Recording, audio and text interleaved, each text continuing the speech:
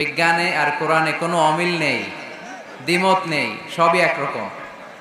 কিছু কিছু ক্ষেত্রে যদি বিজ্ঞান অমিল পায়, দেন বিজ্ঞান should wait, science should wait unless they get their latest discoveries and invention. তাদের নতুন নতুন আবিষ্কারের জন্য অপেক্ষা করতে হবে, কারণ সায়েন্স প্রতিদিনই ইমপ্রুভ করে, ডেভেলপ করে। আজকে একটা পাইছে, কালকে আরেকটা পায়। আগে বলতো সূর্য ঘোরে, পৃথিবী ঘোরে না। এরপর বলতে শুরু করলো পৃথিবী ঘোরে, সূর্য ঘোরে না। এখন বলে সবই ঘুরে। এখন কি বলে? সবই ঘুরে। কিন্তু ১৫০০ বছর আগে আল্লাহ বলে দিয়েছেন ওয়া কুল্লুম ফি ফালাকিন ইয়াসবাহুন, মহাকাশে যা আছে সবকিছুই ঘুরে বেড়াচ্ছে। চিল্লায় পড়ি আল্লাহু আকবার। এজন্য the science shouldn't jump to the conclusion that the Quranic information is wrong.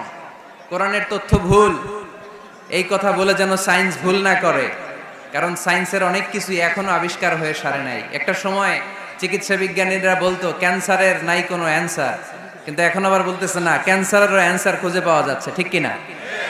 তাহলে বোঝা গেল সায়েন্সের সবচেয়ে ফাইনাল থিওরি হচ্ছে যে সায়েন্সের কোনো থিওরি ফাইনাল না। কথা বোঝেন নাই বোধহয়? সায়েন্সের ফাইনাল থিওরি হচ্ছে যে সায়েন্সের কোনো থিওরি ফাইনাল না। আর কোরআনের ফাইনাল থিওরি হচ্ছে যে কোরআন যেটাই বলেছে সেটাই ফাইনাল। চিল্লায় বলো ঠিক কিনা? যা শুনিয়েছে আমাদেরকে সবটাই ফাইনাল। তো এজন্য কি কি মিল আছে, এরকম সাদৃশ্য অনেক খুঁজে পাওয়া যায়। আজকের এই রাতে এত লম্বা জোর আলোচনা সম্ভব হবে না। আমি কয়েকটা বিষয় নিয়ে একটু তোমাদেরকে বোঝানোর চেষ্টা করব যে এগুলোতে মিল খুঁজে পাওয়া যায়। যেমন কসমোলজির নাম তোমরা শুনেছো। কসমোলজির নাম শুনেছো না? সৃষ্টি তত্ত্ব। মহাবিশ্ব কি করে সৃষ্টি হলো? সায়েন্স যা বলেছে কোরআন তাই বলেছে। সুবহানাল্লাহ পড়ো। এমব্রায়োলজি, যেটা নিয়ে আমার ছোটখাটো কিছু গবেষণা কর্ম আছে। ভ্রূণ তত্ত্ব, মায়ের পেটে বাচ্চা কিভাবে ডেভেলপ করে, কোরআন যা বলেছে সায়েন্স তাই বলেছে। হিউম্যান অ্যানাটমি, মানুষের দেহের কার্যকারিতা কিভাবে কি কাজ করে, সায়েন্স যা বলেছে কোরআন তাই বলেছে। ফিজিক্স বলে একটা কথা আছে, পড়েছো না তোমরা? পদার্থবিদ্যা, সায়েন্স যা বলেছে কোরআন তাই বলেছে। জুলজি, প্রাণীবিদ্যা, প্রাণী নিয়ে কোরআনে অনেক কথা, সায়েন্স যা বলেছে কোরআন তাই বলেছে।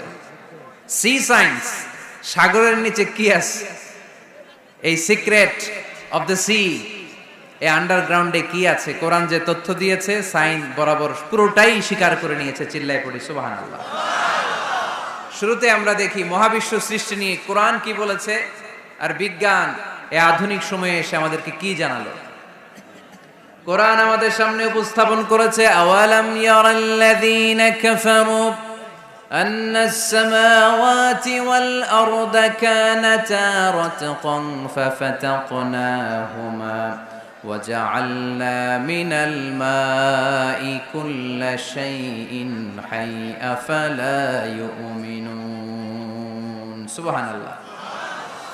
কাফির মুশরিকরা কি দেখে না আদিতে সৃষ্টির শুরুতে মহাবিশ্বের সব কিছু আকাশ জমিন এক জায়গায় লেপ্টে ছিল, একটা বিস্ফোরণের মাধ্যমে আমি মহাবিশ্ব তৈরি করলাম।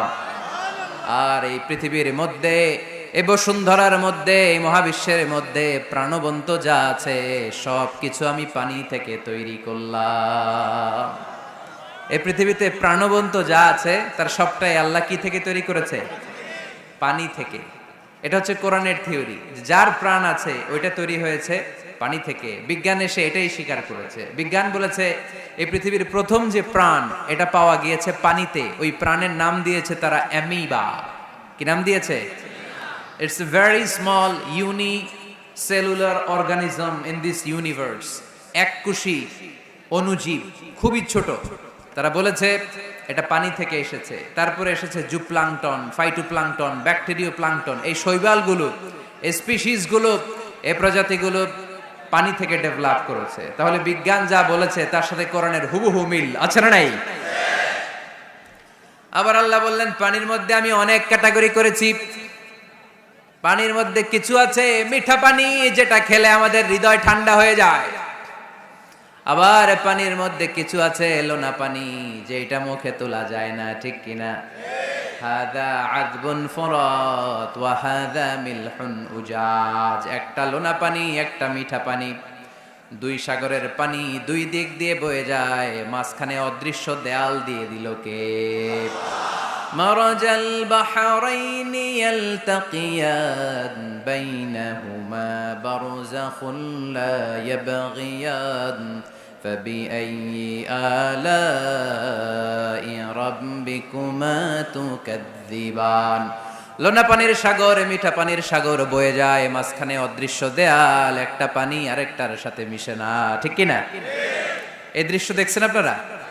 কোথায় দেখেছেন? চাঁদপুর।